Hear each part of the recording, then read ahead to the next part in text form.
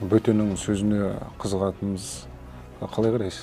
Енді ол бір жағынан сол құлдық санадан арылмағандық па, әлде өзгені зор санап өзіңді қор санау ма? Қай киноны алсаңыз, қай телесериалды алсаңыз, алқаш қазақша сөйлейді. Мәдениетті адамдар, ішінде күшті жүргендер, иә? Орысша иә? Бизнес по-казахски, да, ана Жан дегені орысша сөйлейді, өйткені бастық, иә? Ауылдан келгендер қазақша сөйлейді, олар бүлдіреді. Бұрынғы адамдар өздеріне бір желеу табады, айтады. Совет кезеңінде қазақ сөйлеу деген кәдімгі сөйлетпейтін бізге. Ал енді 35 жыл болады тәуелсіздік алғанымызға. Иә. Олар қай бетімен қарайды. Өздері қазақ болғанмен балалары кішкене жартылай орысша, жартылай орысша болса, немересі қазақша сөйлемейді деген сөз. Нәрестеге ат қою кезінде де жаңағындай арабтың есімдерін қою бір сәнге айналып кетті. Ана хадисті дұрыс түсінбегеннен деп ойлаймын. Сіздерге әдемі есім кеңес берем дейді. Әдемі есім кеңес берем. Арабша есім кеңес берем деп тұрған жоқ. Пайғамбардың аттарында мұсылманша ат қою керек, аттарды жалғастыруға болмайды, лақап ат қоюға болмайды деген сияқты айтып жатыр. Лақап атпен адамдар танылды. Ибрахим Абай деген атымен танылды. Мұхаммед Ханафия Шоқан деген атпен танылды. Түркі тілдері нақты деректер негізінде 5-ші ғасыр болса, әлемнің 10 өркениетіне кіреді екен. Көне жазу бар. Жапонмен бірге, Қытаймен бірге деген. Түркі халықтарының бір ортақ көне сөздерінің бір терминдерінің жинағы сондай бір жасалды ма? Біздегі мұғалімдердің көбі сабақпен арпалысып жүреді, мақала жазуға тіпті уақыт болмайды. Тіпті гений болған өзінде гуманитар салада 3 мақала шығару мүмкін, ары кетсе жылына. Армысыз, құрметті әлеумет, сіздермен Қазақ үні YouTube жобасы. Бүгін бізде қонақта түркітану ғылымдарының докторы, ғалым Марлен Әділов. Марлен, қош келдіңіз біздің студиямызға. Алғашқы сұрақ мынау, бізде қазір жалпы ғылыммен айналысу қаншалық тиімді жастарға? Бір ғылыми карьера жасауға бола ма Қазақстанда? Иә. Жалпы мен өзім Евразия университетінде бакалавриат, магистратурамды осы қазақ тілі әдебиет, сосын түркітану, одан кейін докторантурамды сол Измир қаласында Түркияның арнайы стипендиялары бар, Түркия орыстары. Сол стипендиясы негізінде 2014 жылы оқуға түсіп, Измир қаласы Эге университетінде Түркияның 10-дығына кіреді. Сонда оқуымды бітіріп, 2014-те түсіп, 2018-те оқуымды сәтті аяқтап, 2019-дың басында елге оралдым. 5 жыл енді кәдімгідей ғылымды, өз өмірімді ғылымға арнадым. Тіпті бала шағамды да осы жақта қалып, мен 5 жыл Түркияның тіпті студенттермен мемлекет жатақханасында тұрып, қазіргі түркі тілдері деген мамандықты олай оқып, сол жақта енді біздің ғалымдарымыз салып кеткен, кәдімгідей фундаментін құйып кеткен, көнерген сөздердің этимологиясы деген тақырыпты мен ары қарай кеңейтіп, қазіргі түркі тілдерімен салыстырып, және қазір көне түркі тілдерімен, көне түркі ескерткіштерімен салыстырып, қазақ тілінің көнерген сөздерін салыстырмалы тарихи сөздігін түркі тілінде шығарып, сосын Түркияда түркі тіл құрымында Ататүрк құрған 1930 жылдары. Сол институтта мен кітабым жарияланды. Елге келдім, енді ары қарай ғылыммен де айналысып жатырмын. Қазіргі таңда өзім жас ғалым жобасын бар менде, өзінің жеке жоба. Осы қанша 2 жылдан бері, енді 3 жыл болып қалды.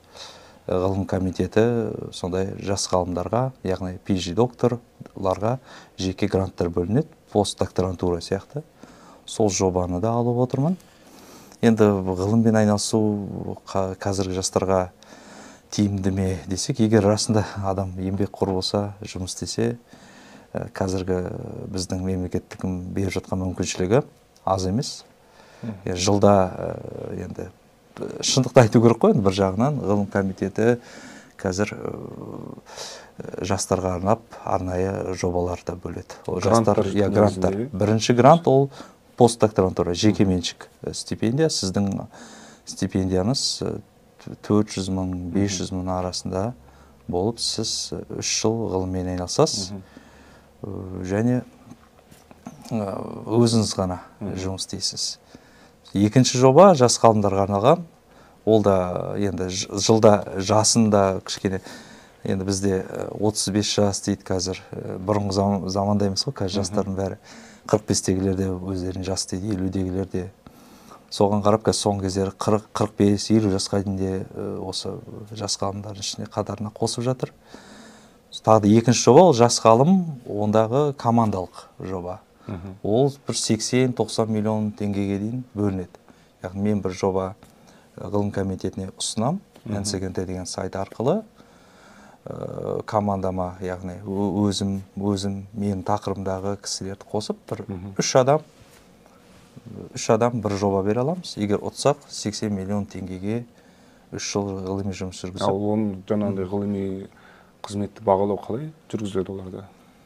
Иә, енді бұрынғы жылдары енді ғылыми жұмыстың нәтижесі ретінде бір монография міндетті түрде, кітап, сосын Скопсқа немесе ВАК, Web of Science деген жалпы әлемдік деңгейде мойындалған сондай индекстер бар. Сол журналдарда мақала шығару керек. Енді ол да оңай емес. Яғни, мысалы, мен осы жобамды алып отырып, менде 5 ВАК мақаласы шығару керек 3 жылда, және бір монография. Енді ол да оңай шаруа емес. Яғни, ақшаны алғаннан кейін оның өтеуі де бар. Сол үшін сол жағында ескеру керек. Егер сіз өзіңізге сенсеңіз, ғылыммен айналысам десеңіз, онда осы жобаларға беруге болады. Мен былай байқаймын, бәленбай гранттар бөлінеді, бірақ тапсырып жатқандар көп емес.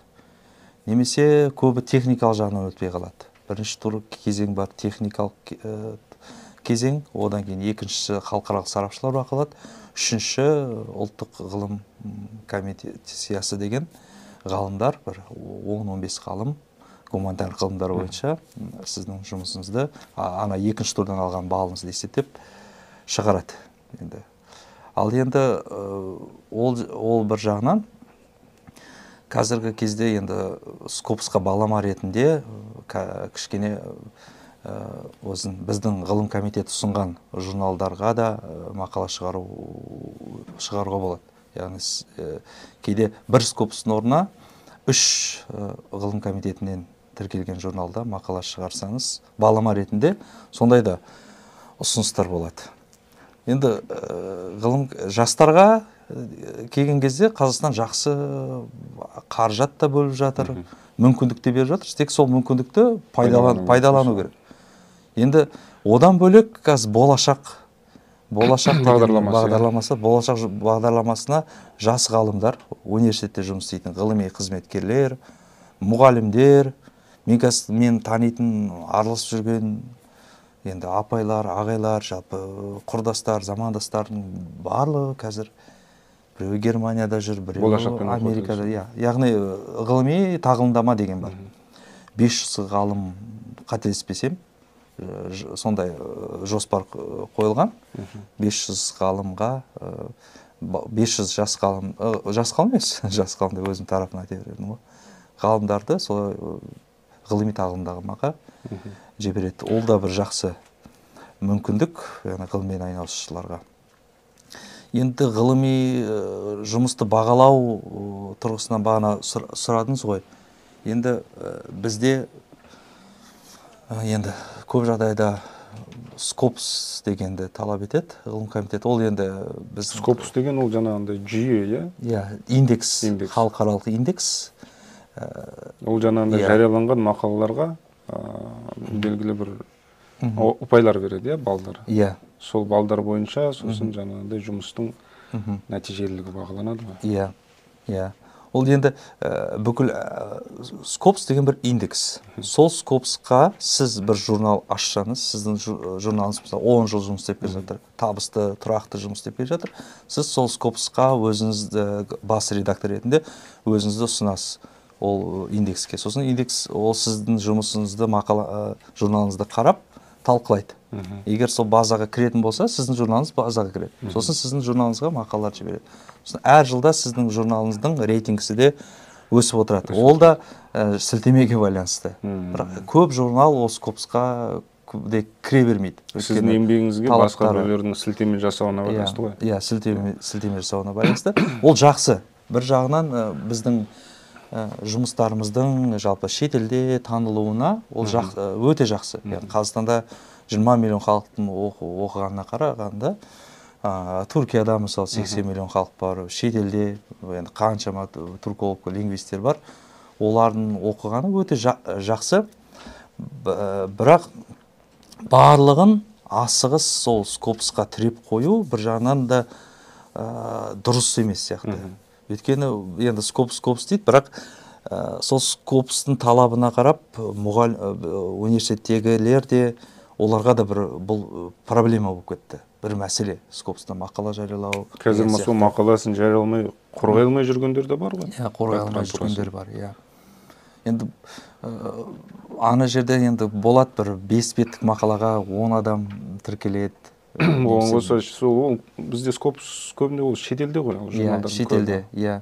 Оғандай көбіне мүмкіншілігі келе бермейді. Мүмкіншілігі келе бермейді. Шет тілін білетін адам, шет тілін жақсы білетін адам мақала жаза алмауы мүмкін. Жақсы мақала жаза алмауы мүмкін. Немесе шет тілін білмейтін маман жақсы мақала жазады, бірақ жақсы аударма таба алмайды. Аудармашы береді, ол аударманы быт-шыт қып, лингвист аудармағаннан кейін ол мақала быт-шыт болып кетеді. Енді сол жағынан да енді кемшін тұстары да бар. Енді менше мен Түркияда көрдім. Түркияда мен бір жарым жылдай университетте мұғалім болып жұмыс істеп келдім. Кәдімгідей университеттің Түркияның ғылым комитетінің мақұлдауымен жұмыс істеп келдім.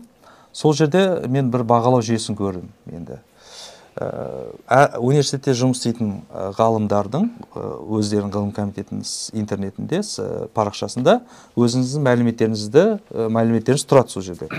Сосын сіз бір балл жүйесін қойып қойған. Мысалы, мен шамамен лап айтып отырмын ғой, 100 балл дейік. Сіз мен доктор оқытушы болып жұмыс істедім. Мен доценттік алу үшін маған 100 балл керек деп жазылып тұр. 100 балл. 100 баллға олар тек қана скопусқа қарамайды.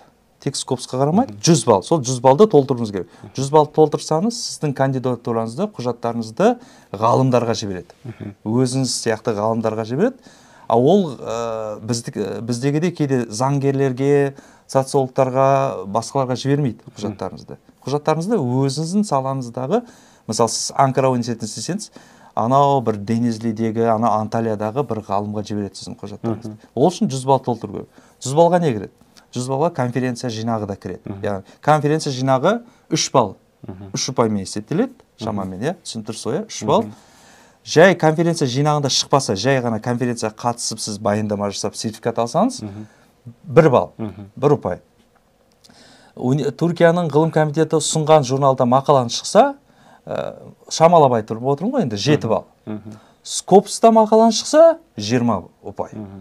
Кітабын шықса, 25 ұпай. Сөйтіп, сонда сіз бір 10 шақты конференция қатыссаңыз, сізде бір 30 ұпайдай жиналып қалады ғой, қарап отырсақ. Сосын ары қарай вактарыңызды жазасыз, сонда 10 вак жазасыз, 10 конференция, сіз ұпайыңызды жинап, доцентке ұсына аласыз. Бізде онда альтернатива ұсынылмаған. Сіз доцент болу үшін 2 скопус, немесе 1 скопус, 1 монография, және 10 вак дейді, ғылым комитеті тіркеген журналдарда мақала шығару әр адамның қолынан келе бермейді.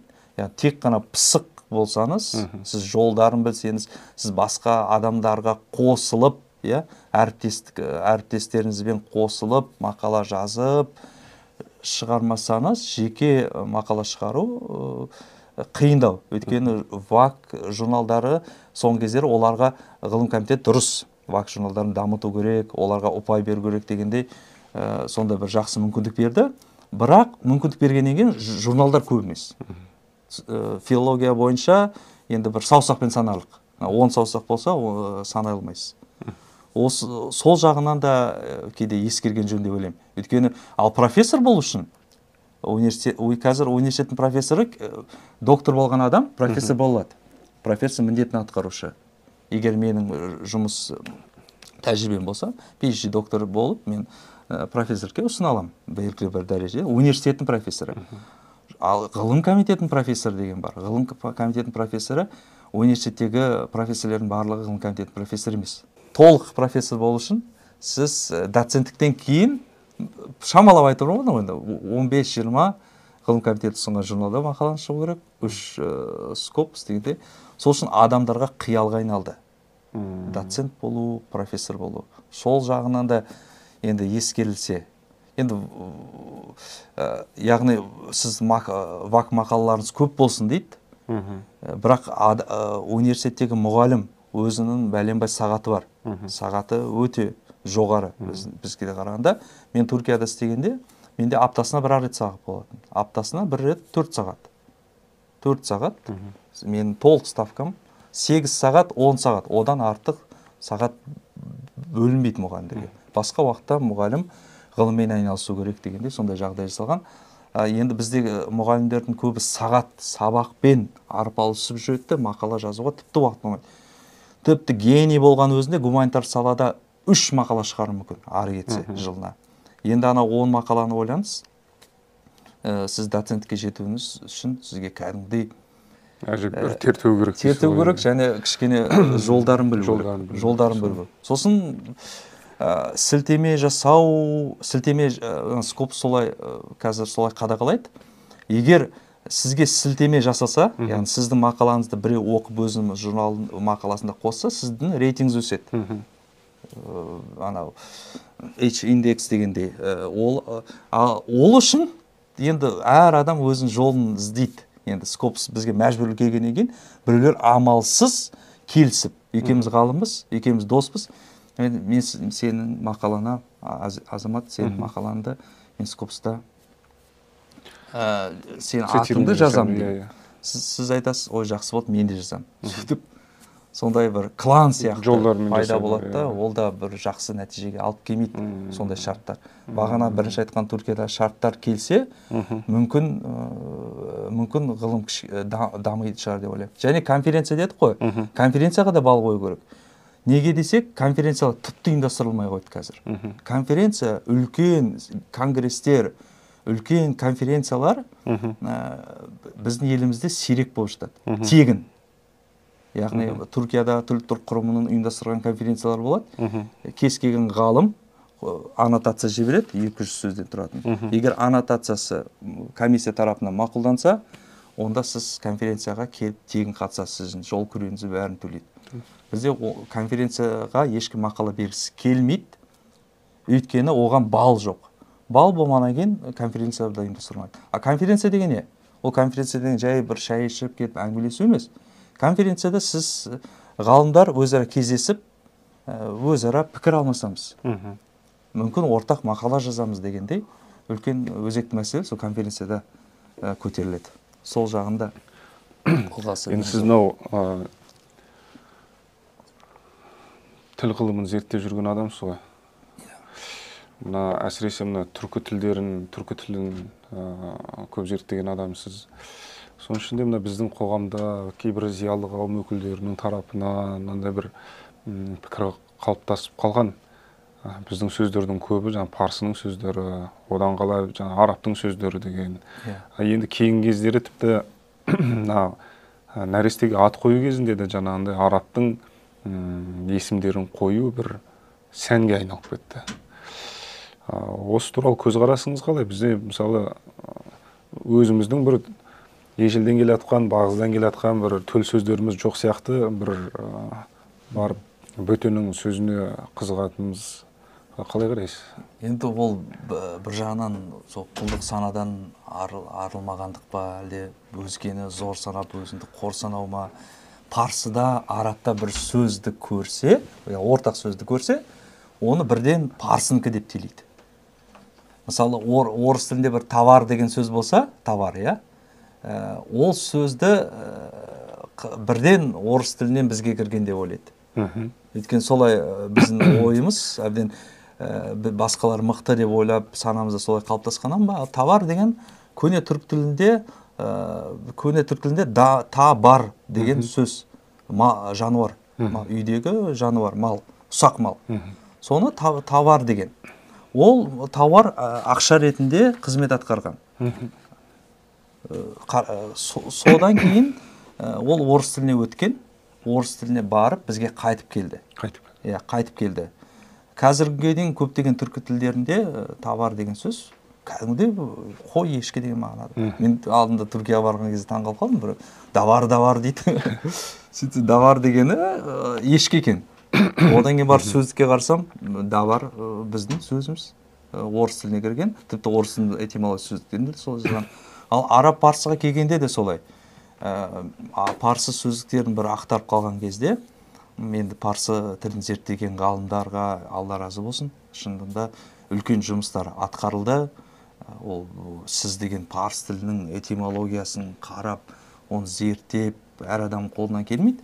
Енді кейде болады бір сөзді сіз енді терең зерттемей, ол парсынікі деп жазып жіберген тұстар да болады кітапта. Мысалы, мен алдында бір қарап қалған кезде, біздің бір ғалыммен семинарды өткізген кезде, кәдімгі сөздерде қатын сөзі, батыр сөзі, тіпті ес сөзі, азық сөзі, елек сөзі, тозақ, жұмақ деген сөздер бәрі парсыға теленіп кетті. Парсыдан бізге келген. Дұрыс, парсыда ол сөздер бар. Ол сөзде парсыда бар. Бірақ ол бізде де болған дейсіз. Иә, бізден өткен. Иә, көне заманда өткен. Қатыны болсын, ес дегені болсын. Ес деген күш деген сөзбен байланыстырған жоқ. Ес деген кәдімгі көне түрік тілдерінде ус деген сөз. Услу деп түрік тілдерінде айтады, ақылды. Оқ деген сөздің түбірі одан келіп тұр. Енді кейде кәдімгі ойланып қаласың, батыр деген өзіміздің, бағадыр деген көне түрік тілінде бар сөз. Оны қалай парсынікі деп ойлап, мен шынында таңғалдым. Неге парсынікі деп жазған? Көне түрік сөздігінде тұр. Тіпті ең сорақысы, Иранда туып өскен, қазір доцент ғалым, біздің әріптес ағайымыз, ол тіпті алдында сол семинарда дәлелдеп көрсетті. Парсылардың өзі, біздің ант деген сөзімізді, біз антты парсы деп жүрміз ғой. Ант деген ол моңғол тілінде анда, құдандалы деген сөзде сақталған. Ант су ішкен достар деген мағынада ант. Енді соны парсы тіліне енді сет мағынасына өткен шығар, сөйтіп бізге қайтып келді. Бірақ о баста бізден өткен сөз. Солардың өзін парсы тілі сөздіктерінде бұл тюркизм деп көрсетеді. Парсы тілі этимологиясында. Парсылардың өзі. Иә, біздікі емес деп жатса, біздің сөзімізді біздікі емес деп ар жаққа жіберіп жатқан жайымыз бар. Енді сол жағынан да кішкене қайта сөздерді қайта қарап, тіпті мен бір жобада болады деп ойлаймын. Қазақ тілі, парсы деп жазылған сөздердің түбі түркі екендігін дәлелдейтіндей. Яғни түркі сөздері өте бұрынғы замандарда кірген. Өте бұрынғы, ғұн дәуірлерінде, сақ дәуірлерінде кірген сөздер бар. Мысалы тозақ деген сөз. Тозақ, ол тос және р деген алтай тілдерінде сәйкестік бар. Өте көне тілде, ол чуваш тілі, көне тілі болып саналады, ғұнның элементтерін сақтаған. Якут тілі күлтегін, яғни шығыс тілінің элементтерін сақтаған. Ал ғұн тілінің элементтерінде зылар р деп айтылған. Сонда тозақ дегеніміз тор, тор. Адамды торға түсті. Тор деген сөзден ақ деген есін жасайтын қосымша. Сон бұрынғы замандарда кірген сөздер бар. Сол өйткені түрік деген ол әлемнің бір өркениеті. Түрік енді қазақ. Түбіміз түрік деп бүкіл Мағжанны да, бүкіл Мәшһүр Жүсіп де болсын, Абай болсын, Шәкәрім болсын, бәрі түбіміз түрік деп айтады ғой. Енді біздің өркениетіміз мыңдаған жылдардан бұрын бар. Яғни бұлай тілдерді тарихи жағынан классификация жасаған ғой, енді интернетте де толып тұр. Түркі тілдері нақты деректер негізінде 5-ші ғасыр болса, әлемнің 10 өркениетіне кіреді екен. Көне жазу бар. Жапонмен бірге, Қытаймен бірге деген сияқты. Қазіргі бар тілдердің ішінде. Ең көне тіл. Көне тілдердің қатарына кіреді. Енді түрік халқы деген ұлы халықтар болған, үлкен цивилизация болған. Кәдімгідей Қытай мен Ресейді қазіргі мен деген дәрежеге жеткізген түрік халықтары. Өйткені кімдер мықты болады? Қасында көршілері жауынгер болса, көршілері соғысқа бейім болса, шабуыл жасатын болса, онда ол ел күшейеді, мықты болады. Кейінде Қытайлардың да бәленбай бір династиялардың бірігуі, осы ұлы ғұндардың шабуылынан, түріктердің шабуылынан, орыстардың да бәленбай рустердің бөлінуі, ол кезінде түріктерге қарсы шабуыл жасау үшін Европаның католик шіркеулері бәрі православтар тіпті бірігіп кеткен. Ұлы түріктерді тоқтату үшін. Араға енді от салып, тоқтатып деген сияқты. Енді көп айтады, бұрынғыны айталауға болмайды, айтуға беруге болмайды, қазіргі мен деген сияқты. Бірақ заман деген өзі айналып келеді. Өмірдің өзі солай құрылған. Кезек-кезегімен. Сосын бұл халыққа, жастарға жеткізу керек. Сондай біз халықпыз деген сияқты. Ана жақтан да, Ресей жағынан да мынандай халық болмаған деген сияқты. Күнде теледидардан шығады. Бізде де сондай жауаптар болу керек дейсіз. Сондай жауаптар болу керек. Оларды адам қылған, кәдімгі бүкіл ақшаны теңгеге дейін, ана орыстардың өзі не бір теңге дейді, не бір теңге дейді. Одан тиын деген сөз. Көп деген сөздеріміз бар. Тіпті бүкіл киім-кешек атаулары, кафтан дейді, малахай, каблук, қаптық, башмак деген сияқты. Бүкіл киім-кешек, теріден жасалған киім-кешек, сосын бүкіл темір атаулары, болат, бүкіл қазба байлықтардың атауларының барлығы түркі халықтарынан оларға өткен. Енді қазір өкінішке қарай жағдай бізде бұлай болыпты, бірақ тәуелсіз 7 түрік тілдес халықтар бар. Енді қазір Өзбекстанның қалай дамып жатқан көріп жатсыз. Заман бір жерде тұрмайды, бір уақытта тұрмайды. Халықтың саны бәленбайға миллионға өсті.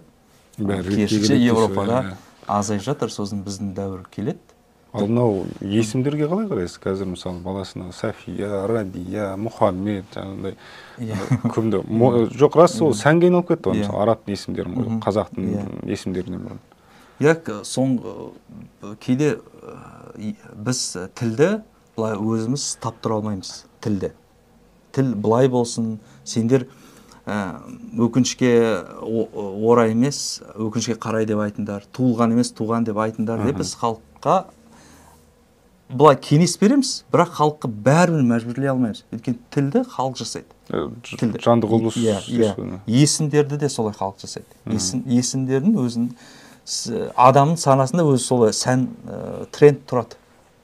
Мен өзім ұлым аты Ерасыл, әкем қойды.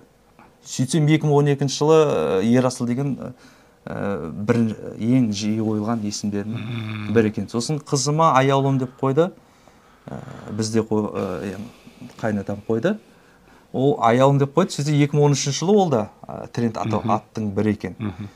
Енді әр заман өзінің аттар болады. 88 жылдарда Айнұр деген есім, Әйгерім деген есім, арғы 70 жылдары Айгүл деген есім сәнге айналған болса, қазір Айгерімдерді таппайсыз.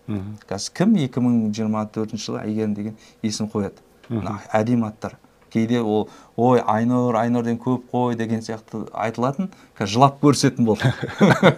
Айнұр Айгерімдермен. Өйткені қазір араб есімдері трендке айналып, ол жағынан бір жағынан ана хадисті дұрыс түсінбегенен деп ойлаймын. Сіздерге әдемі есім кеңес берем дейді.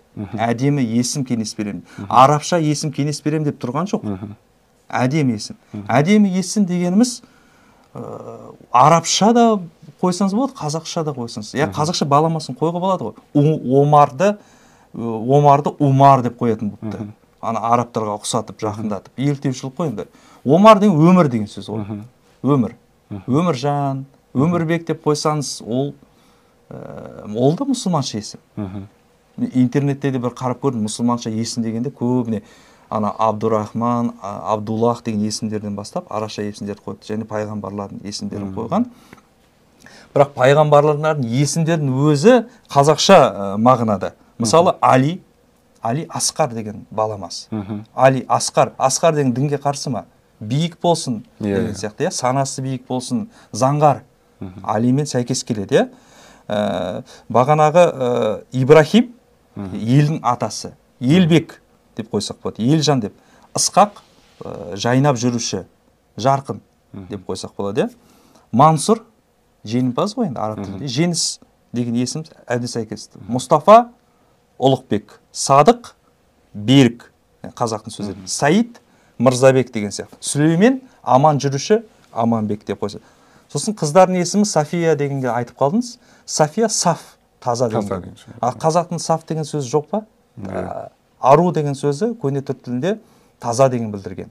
Ең таза адамға ару деген. Арулап жерледі дейді ғой. Арулап жерледі деген тазалап жерледі, жуындырып жерледі деген сөз. Арулап қойды дегенде. Ару қыздың ішіндегі де өзінің бөлінеді. Көрікті, сүйкімді, тартымды, сұлу, оның ең жоғарысы ару. Кезіндегі бәленбай батырлардың, келіншектерінің бәрін аттарына ару деп қосқан. Ару ол жоғары статус. Яғни таза деген білдіреді. Аружан деп қойсаңыз болады. Софияның орнына Мөлдір деген атты сол Софияның орнына қойсаңыз болады. Мөлдір көне сөзіміз тап-таза деген сөз. Мөлдір. Яғни жаны таза деген сөз. Алдында мен бір таң қалдым, біреулер Инстаграмда бір әншіміз Мөлдір Әуелбекова Аиша деп атын өзгерткен. Аиша. Және Айша емес, Аиша. Енді онда өзінің аты мұсылманша ғой. Мөлдір деген аты мұсылманша, таза деген білдіріп тұр. Сол үшін қазақша аттар имамдар да айтып тұру керек. Нұрлан имам да айтып тұру керек соны. Соңғы кездері бір байқалдым, бір пайғамбардың аттарында мұсылманша ат қою керек, аттарды жалғастыруға болмайды, лақап ат қоюға болмайды деген сияқты айтып жатыр. Лақап атпен адамдар танылды. Ибрахим Абай деген атымен танылды. Мұхаммед Ханафия Шоқан деген атпен танылды. Мұхаммеджан Мағжан, Саид ибн Уақас, Садуақас Сәкен деген атпен танылды. Ол лақап аттарды қоюға болмайды дегенді де асыра сілтеушілік деп ойлаймын. Өйткені біздің бабаларымыз бәрінде лақап ат болған. Өздерінің аттарын атамаған. Иманғазағайда от пен суда жазады ғой. Анау романда көне батырлардың бәленбай есімдері болған. Негізгі есім біліп қойса, оған көз тиеді дегендей. Сонда есімдерді біз жақсы есімдерді қойғанымыз дұрыс. Тіпті есімдерді келіндерді қойған ғой ауылда. Адамның іс-қимылына, әрекетіне қарап, мысалы, қоқиып жүрген болса, мысалы, Қоңқабай. Яғни халық қояды есімді, сол есіммен адам танылады. Енді бір жағынан ол мен ойлаймын, мысалы Мұхаммед Ханафия деп айтпау, ол кішкене есімге құрмет сияқты. Құрмет. Яғни қазақты ана сөзді айта алмады деген сөз емес. Мұхаммедті Махамбет деп айтты, Мәмбет деп айтты деген Мұхаммедті айта алмайды деген сөз емес. Ол жерде есімге құрмет бар сияқты. Яғни Мұхаммед деген есімді сіз қойсаңыз, ол балаға ауыр тиюі мүмкін. Өйткені баланың бәрі не емес қой, пәк емес. Әйтеуір жаңылысады. Ішінен Мұхаммедтің ішінен, Айшаның ішінен де бәрі идеал болмайды. Сол үшін есімге келген кезде де сақ болу керек. Әсіресе соңғы трендтерге мен қатты байқадым. Тіпті Жүсіп дегенде Юсуф деп. Сүренің атауларында есім қоя береді ғой. Ясин деп. Кәусар мысалы. Кәусардың орнына Дәрия деп қойса да болады. Мағынасы бір дегендей. Сосын тағы да бір, мысалы Сәния деп қояды. Сәния деп қояды, бірақ ол араб тілінде екінші деген сөз. Рабия төртінші деген сөз. Сонда бала бірінші болса да, кенжесі болса да Сәния деп қояды. Адамдар қазір аттың мағынасына ғана емес, аттың мағынасына қарамайды, оның дыбысталуына қарайды. Ана атқа А қосылса, Адина, София деген сияқты бірақ қызық, енді алдында бір әзілдер айтып жатыр. Қазір бұрын деген Қатипа дейтін апалар болатын дейді. Кәдімгідей қолдарын сауып етіп қойып, бүкіл шаруаларды атқарады, бүкіл ауылды бүйтіп дүркіреттіретін әйелдер болған, апаларымыз болған дейді. Қазір анандай аттар мысалы Адина дегендер қалай күлгіншті, қалай олар әже болады, соларға тіпті жараспайды дейді ондағы есімдер. Сосын есімдер қандай есім қойсаңыз сол есімге лайық болады. Сосын мен бір байқағаным, қазақтар қыз есімдеріне келген кезде ең бағалы дүниелермен байланысты қояды. Ең бағалы дүниелермен. Ал ер адамға келген кезде кішкене ер адамға көз тиеді деп ойлап, оған әйтеуір бір ат қойса. Әйтеуір бір ат қойдың ар жағында, мысалы Жаңбырбай, Боранбай енді дегендей, әйтеуір бір ат қойында баланы ойлағаны, баланы елемей қалған емес. Баланы жақсы көргеннен, тіл көзден сақтасын, азамат болып өссін деп әйтеуір бір ат қойсаған, кейін өскенде мүмкін бір ат өзіне таңдап алар деген сияқты. Өйткені көз тиюден қатты қорыққан. Ал қыздарға келгенде олар ең әдемі есімдер қойған қазақтар. Ең әдемі.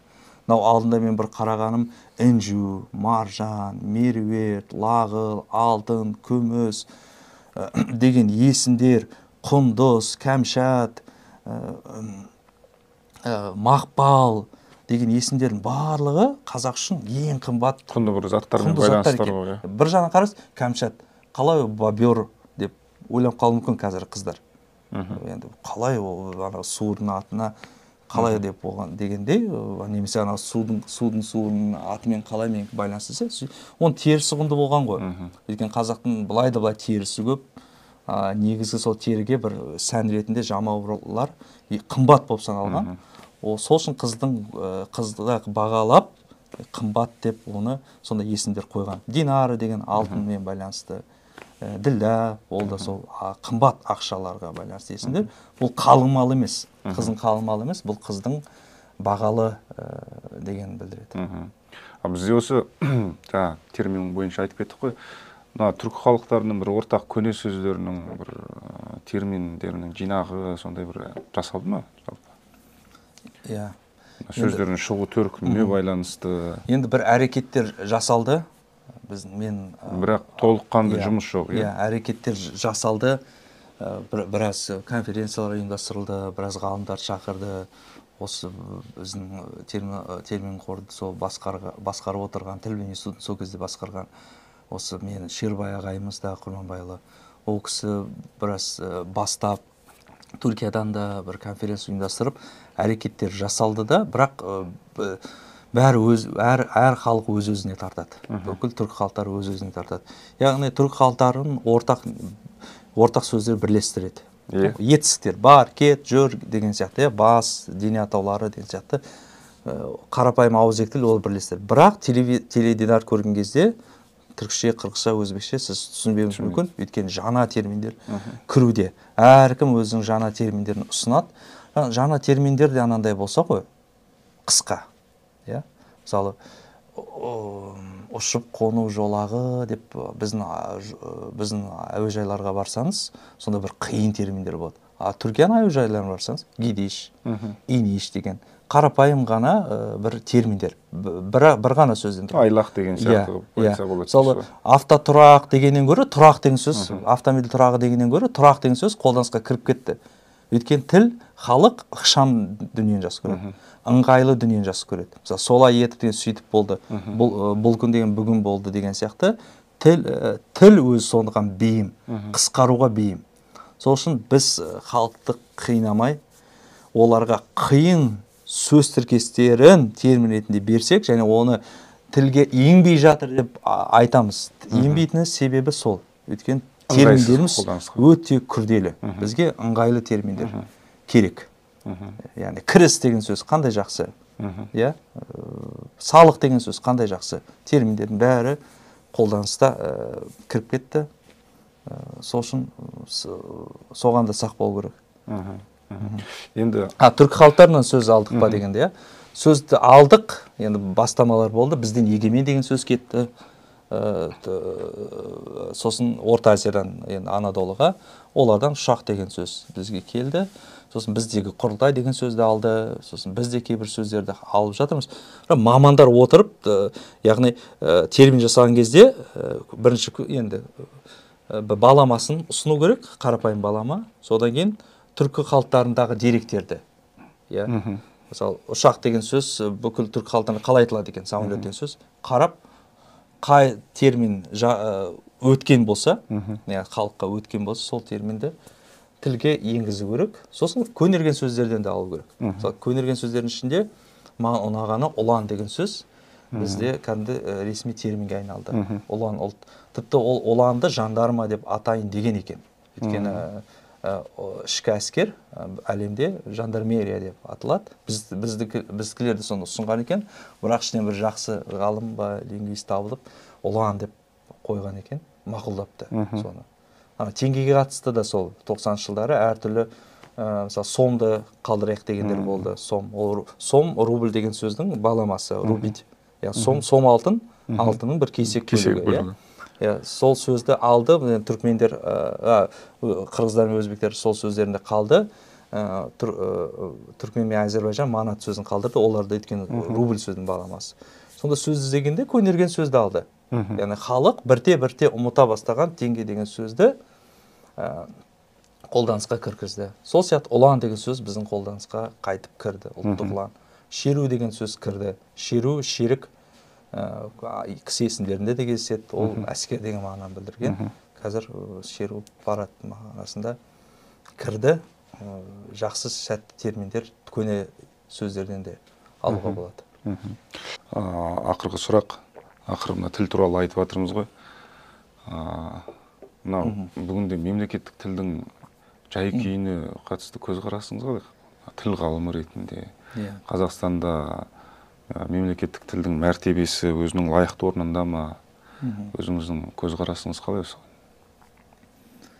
Енді былай қарап отырсақ, енді қатты айтсақ, қазақ тілі бір қарапайым жұмысшылардың тіліне айналып жатқан сияқты. Астанада таксистер, жүк таситындар, құрылысшылар, оралмандар, оңтүстіктен келгендердің тіліне ғана айналып жатқан сияқты.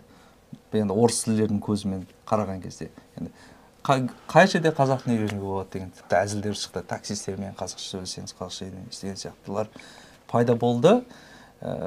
Сондай бір біз қолдан жасамаған, әлде сырттан жасалған ба, сондай бір сән қалыптасып кетті. Солтүстіктің адамдары қазақша сөйлеу керек дегендей өздерінің саналарына құйып алған. Павлодардікі болса, мен орысша сөйлеуім керек. Көкшетаудан болсам, мен орысша сөйлеуім керек деген сияқты саны әбден миыларына құйып алған. Мен қалалық болсам, орысша сөйлеуім керек деген сияқты. Тіпті оны киноларға да енгізеді. Қай киноны алсаңыз, қай телесериалды алсаңыз, алқаш қазақша сөйлейді.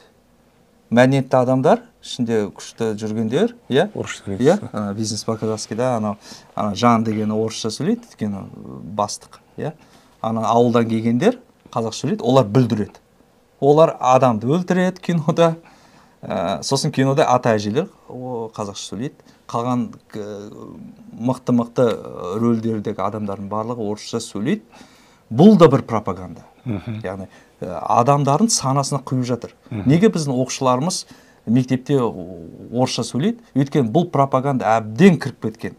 Олардың саналарында бұл пропаганда бір күнде жасалмайды. Ол бәленбай жылдар бойы қалыптасады. Сол балалардың санасыларына құйылып әбден мәдениетті адам, оқыған адам орысша сөйлеу керек деген миыларында қалыптасып, сөйтіп біздің тіліміз дамымай жатыр. Дамымай, тіпті құлдырап жатыр деп айтсам болады. Енді жоғарыда тағы да бір сол осы тілге қатысты айтылатын дүние. Біздің содан кейін солтүстіктің адамдары, енді айтам ғой мен, сіз неге балаңызбен, енді достарыма ғой, жалпы, неге балаңмен орысша сөйлесесің деген кезде, өзі қазақ тілді адам бірақ. Біз қарағандылықпыз ғой дейді жауаптар. Қай заңда жазылған? Қазақстанның конституциясында жазылған ба? Сен қарағандылық болсаң, сен орысша сөйлеуің керек деген. Сол стереотипті жою керек. Яғни қазақтың патриоттылығы, көкірегі, мінез жоқ па сонда? Мысалы, бұрынғы адамдар өздеріне бір желеу табады, айтады. Совет кезегінде қазақ сөйлеу деген кәдімгі сөйлетпейтін бізге. Ал енді 35 жыл болады тәуелсіздік алғанымызға. Олар қай бетімен қарайды? Олар қай бетімен өскен кезде, сен не қазақша білмейсің деген кезде, оған айтқан кезде, ол қай бетімен айтады? Yani совет кезінен болды деп айтпайды ғой. Мен қарағандылықпын деп айта ма, павлодарлықпын деп айта ма? Ал Павлодар неге олардың саналарында Павлодар, Петропавл деген нағыз қаймағы. Қазақтың арқа деген сөзі, қазақтың тірегі деген сөз. Yani осы жерде ұлы жазушылар қазақтың бал қаймағы шыққан, тілі шыққан, қазақтың қазіргі әдеби тілі солтүстіктің говор негізінде құрылған. Негізі осы тіл. Бірақ біздің солай нағыз жергілікті тұрғындар бірте-бірте осылай орыстанып жатыр. Өздері қазақ болғанмен балалары кішкене жартылай орысша, жартылай орысша болса немересі қазақша сөйлемейді деген сөз. Yani тіпті ол ең сорақысы біздің профессорлар жалпы филологтардың арасында бар. Қазақ тілі мамандарының араларында бала шағалары қазақша сөйлемейді. Yani бұлай қазақ мектебіне барады, қазақша мәжбүрлі түрде сөйлеп жүр, бірақ оның баласы қазақша сөйлейді деп ойламайды, немересі. Енді солай кетіп жатыр біздің. Осы жағдайды өзгерту үшін не істеу керек деп ойлайсыз? Мысалы, біреу айтады, заң қабылдау керек, заң өзгерту керек деген. Біреулер айтады, қазақша контентті көбейту керек, сапалы. Балаларға арналған қазақша контенттер. Біреулер жаңағындай қазақша жаңағындай кітаптарды көбейту керек дейді. Әркім әртүрлі пікірлер айтады. Сізінше жаңа осы енді бірінші сол заңдық тұрғыда ғой, енді бірінші заңдық тұрғыда болса. Яғни мәжбүрлеу тиіс қой тілді. Мәжбүрлемесе де енді бұл астарлап жеткізуге де болады. Енді басшылық қажеттілік тудыру. Қажеттілік тудыру. Енді жоғары басшылар енді айтып қалу керек, айту керек, тілді сәнге айналдыру керек. Сәнге.